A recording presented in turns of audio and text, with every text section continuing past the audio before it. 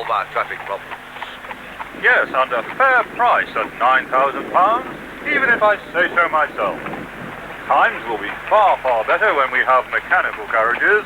But what really worries me, Mr. Telford, is all this congestion. Since the 1940s, the town of Bewdley has campaigned for a bypass. The ever-growing size of lorries and holiday traffic has taken its toll on the town. Narrow streets and a bridge designed to carry nothing more than horses and carts have caused traffic problems in the town for many years.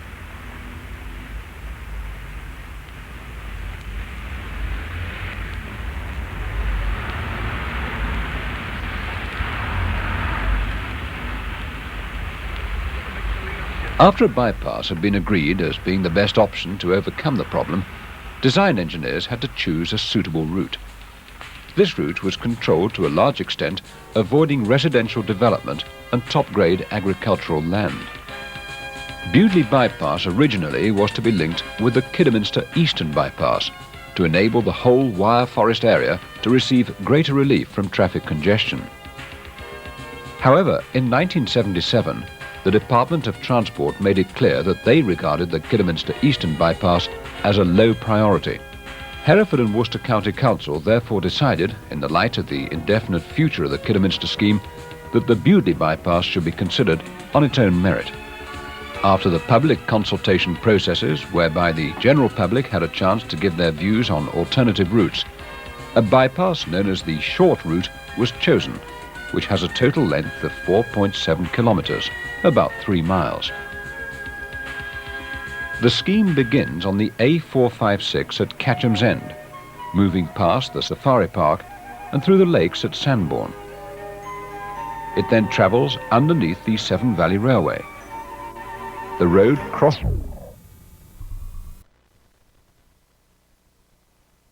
the road line. Rock and soil samples were taken up to 20 metres below ground and tested in the laboratory to determine soil strengths. When these were known, foundation designs could be carried out for both the road and all the bridges along the route.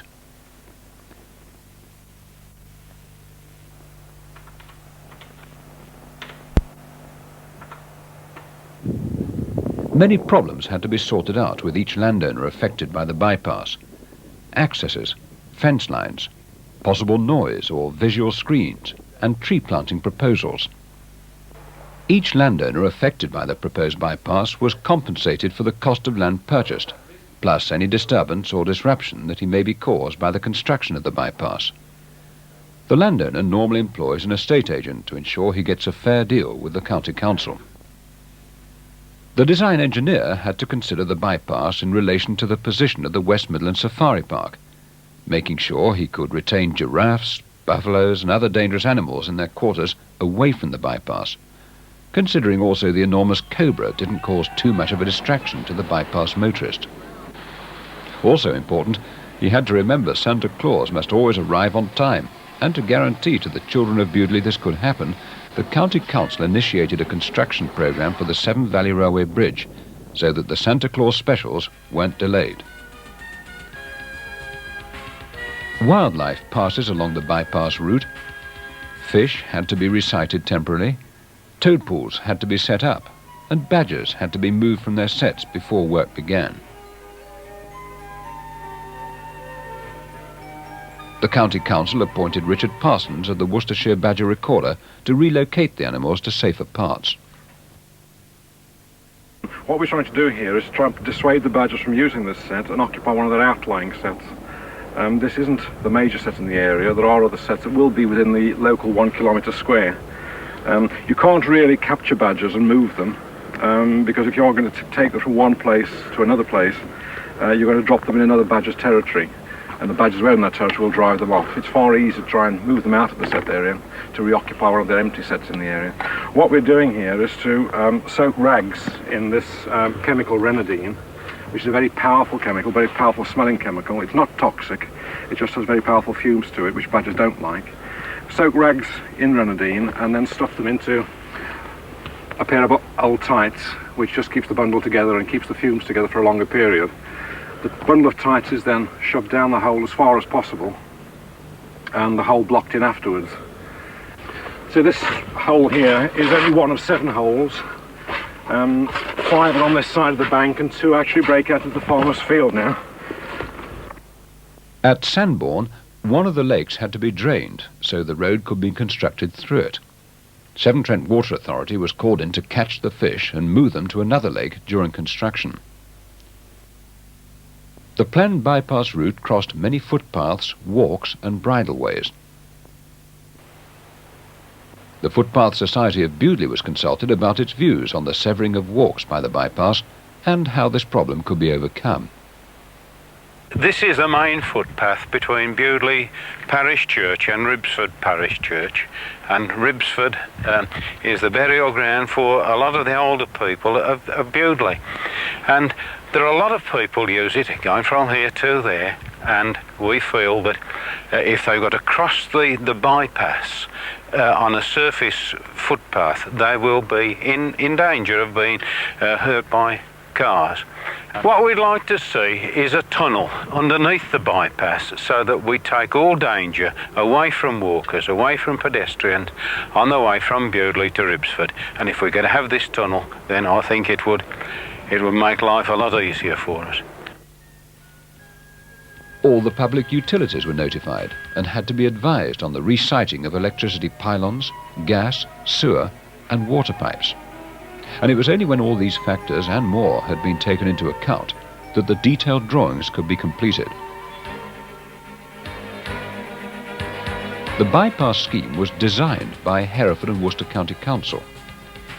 Over 400 drawings were prepared for the construction under the direction of Mr. V.E. Jones, the County Engineer and Planning Officer. It's quite clear that Bewdley is an attractive town, a town with historic buildings, a town which had importance as a Severn river port in years gone by. All these are factors which we would like to see enhanced. So we see then tremendous traffic advantage and all that stems from it, less vibration of historic buildings, less fumes, less noise. These are all important factors which are bound to make Bewdley a more attractive and pleasant place to live and work in. The bypass itself is going to be an attractive route to travel on. It passes through attractive country, and we are proposing to enhance that by skillful planting and landscaping so that it blends in with the topography through which it passes. In the meantime, preliminary work commenced. At Blackmanstitch, a major water main was resited, saving time on the main bypass contract. The start of the work was marked by an unveiling and sod-cutting ceremony. Estimates were received from 9 contractors, and on the 14th of January 1986, Monks was appointed as the successful contractor to build the roadways and bridges on the bypass. At Sandbourne, a wooden complex of offices, laboratories and stores had to be constructed, and this would be home for Monks engineers who would be working alongside their colleagues from Hereford and Worcester. Site clearance and movement of mammoth amounts of soil began. Almost 6 miles of fencing had to be erected around the area of the road.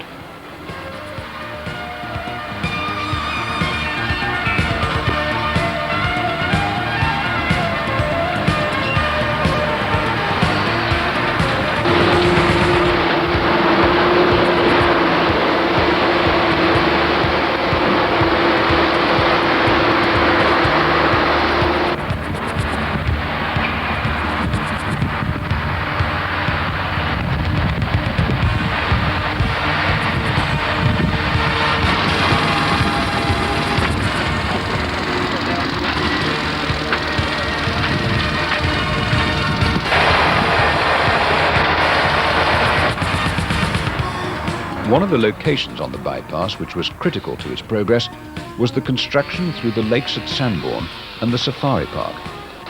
First, the area had to be cleared and the largest lake had to be drained. Bob Goldring, Monk's contract manager, explains.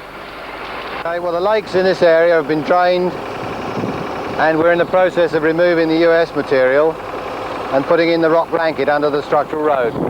The machine is excavating the unsuitable material under the road itself.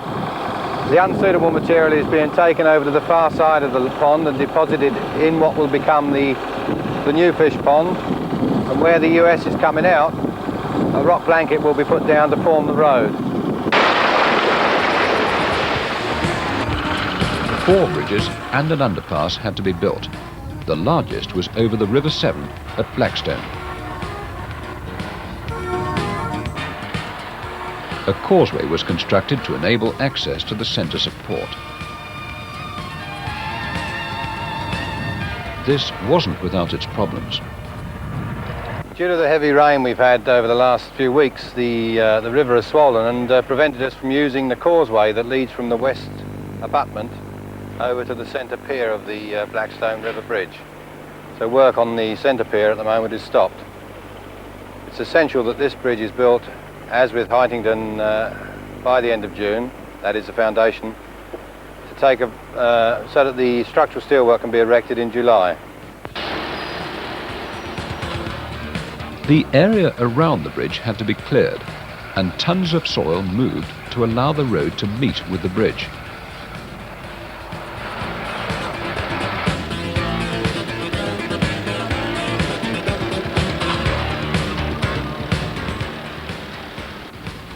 Soon the massive bridge supports were visible as the thousands of tons of reinforced concrete were poured into place.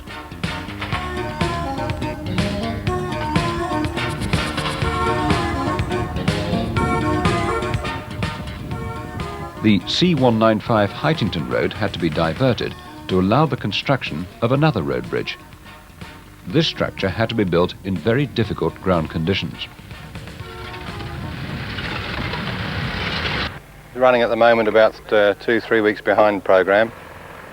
Needs to be finished in June, ready for the structural steelwork to come in and be erected in July. The hold up here has been largely due to the weather, partly due to problems on the Armco, preventing the material from this area being transported into the fill area.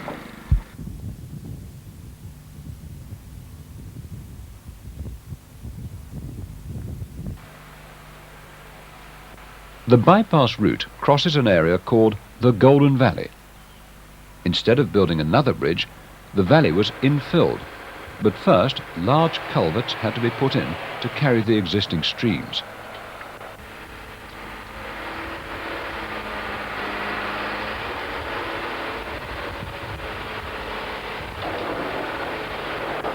Thousands of tons of soil had to be used, but because of the culverts, the streams were left to flow freely, therefore not affecting the rest of the area. As summer 1986 approached, progress was quicker than planned. Very soon the years of discussions and planning were coming together. The countryside around Bewdley was taking on a very different shape. Giant earth movers cut through the countryside, carving out Bewdley's bypass. By now, the outline of the road was very clear.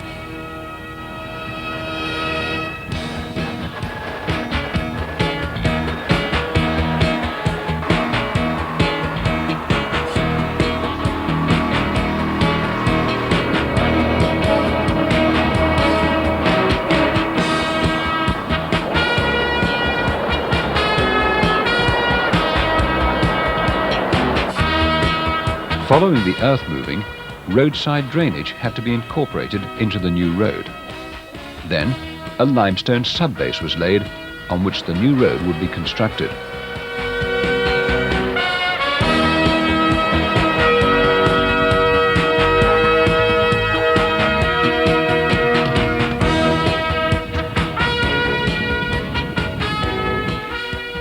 By July 1986, the large concrete supports at Blackstone were ready to take the huge steel beams which would carry the road.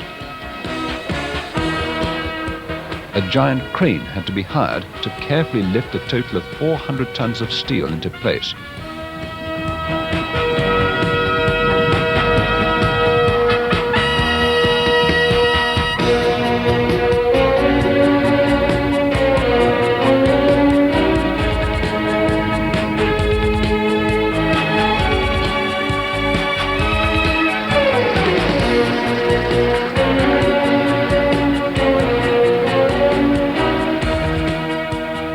As the autumn approached, the bridge which was to support the Severn Valley Railway line was under construction. But this bridge was built alongside the embankment, so not to disturb the running of the steam trains. The bridge was built on a track, so it could be pushed into place.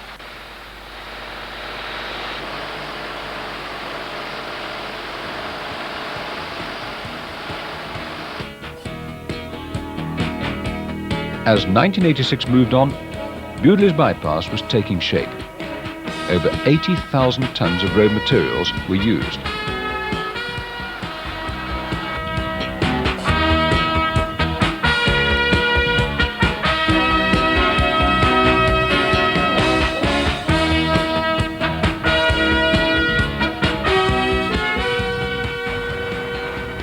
On a cold October evening, spotlights were rigged up for what was a 3-day round-the-clock operation to remove the railway tracks, dig out the embankment and push the bridge into place.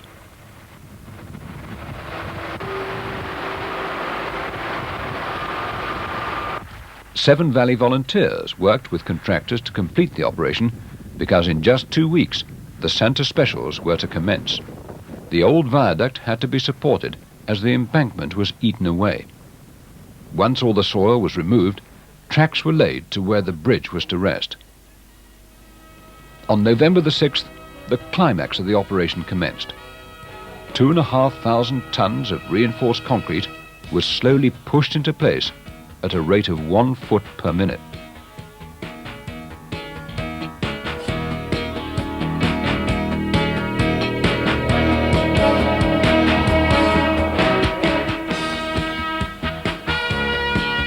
An engineering triumph, and all in time for the start of the centre specials. As Christmas 1986 approached, just 10 months into the job, the bypass had taken on a real look. Most of the road construction and white lining had been completed. Now it was down to finishing off and tidying up the roadways.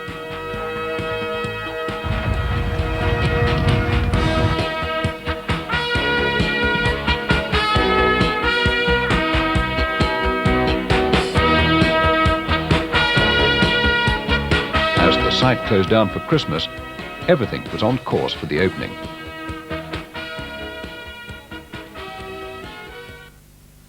The weather in January was not as kind and held up the finishing of the bridges. The expected opening in late March, early April had to be put back. So the work continued. May now looked to be the time of opening, still 6 months ahead of schedule.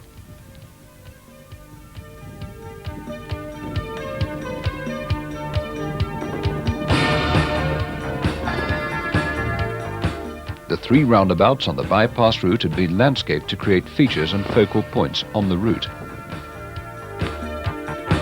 Because the road had cut through some beautiful countryside around Bewdley, it was important to the County Council to restore and make the bypass fit into the surrounding environment. 30,000 trees were planted. At Sanborn, the lake which had been drained was refilled, landscaped, and the fish returned. The old and crumbling Georgian arch was restored, and the water area beneath was preserved to allow toad breeding to continue.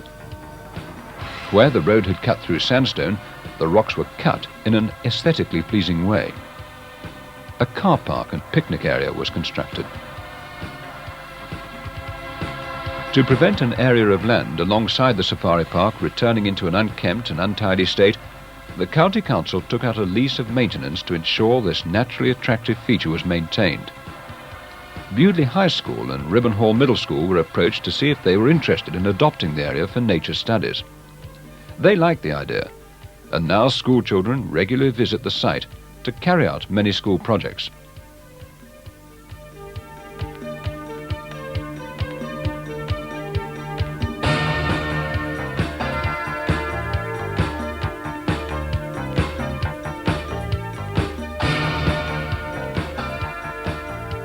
Following on to this lead, St Anne's Primary and Middle School also adopted an area of woodland and small water areas at the western end of the bypass. They too will be monitoring the re-establishment of wildlife and woodland as part of their schoolwork.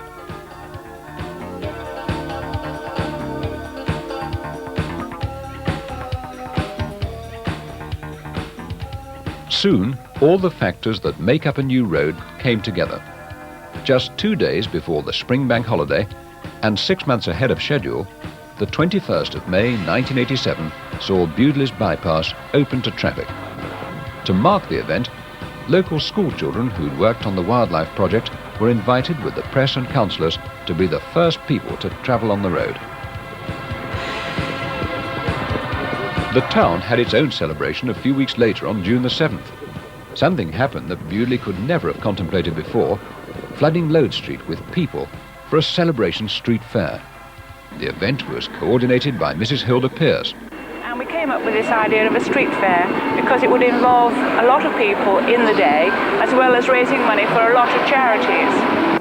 The job of organising has been made easier by the total cooperation of everybody concerned, from the police, the county officers, Red Cross, and all the people who've taken stalls here today. 66 stalls, and everybody's worked so hard for the day, dressing up and giving an atmosphere in the town that we've never had before, making all together something we're going to remember for a long time.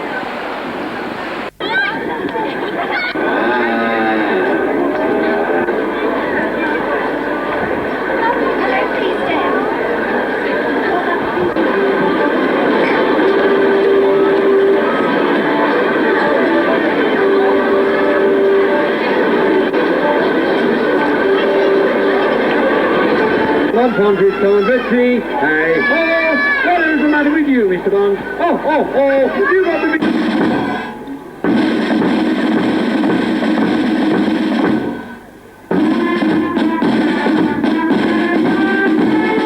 June the 12th, 1987, saw the official end of a long-running saga. Over 40 years of waiting and just 17 months of building. The official opening of Bewdley's Bypass was by Euro MP Sir James Scott Hopkins. Coming down that hill or trying to go up it, equally. With those enormous lorries pounding down. Well, at last that won't happen anymore. And so it really is for Bewdley really a great blessing. So, ladies and gentlemen, the pleasure is mine of opening the officially Bewdley Bypass. I got it well. Bewdley's Bypass is more than just a road. It's a major engineering feat and has supplied a need to the town, taking out the heavy traffic which was destroying it. The road itself has been landscaped to fit into the countryside around Bewdley and has fulfilled the requirements which were originally set out. The safari park has been screened, and even the giant cobra can't be seen from the road. The wildlife was successfully moved in safety from the road. Footpaths and bridleways were diverted and enhanced, with new walkways being created.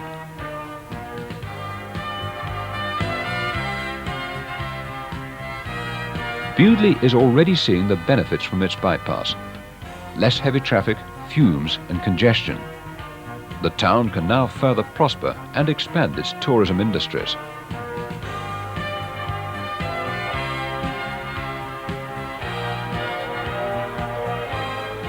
The Safari Park, Severn Valley Railway and Bewdley's museums and craft centres will feel the benefits, along with all the other businesses and residents of the town.